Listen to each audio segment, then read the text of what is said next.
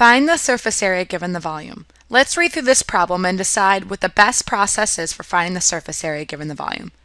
The base of the following pyramid is a square. If the volume of the pyramid is 108 inches cubed, what is its surface area? Round the answer to the nearest hundredth.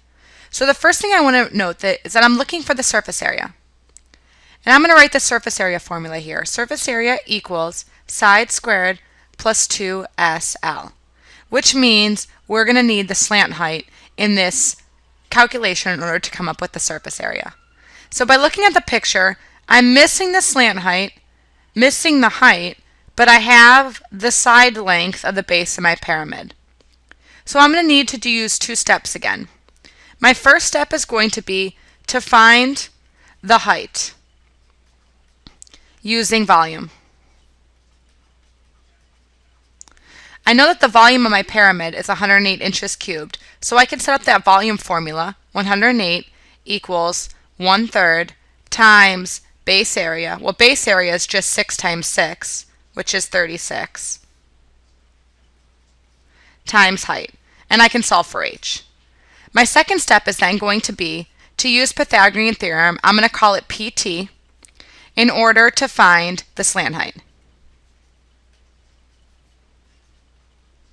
So if we're going to use Pythagorean Theorem, we're going to set up that same right triangle that you see right here inside the pyramid. I'm going to draw it out here.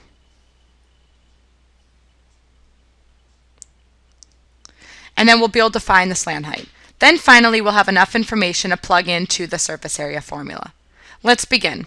So if I want to find the height of this pyramid, I would do 1/3 times 36 is 12. So I have 108 equals 12 times h. And then if I divide both sides by 12, I have h equals 9 inches.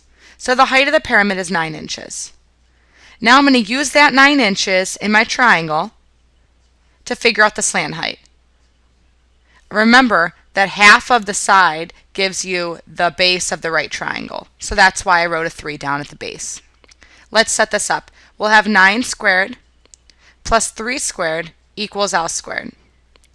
9 squared is 81, plus 9 is 3 squared equals L squared.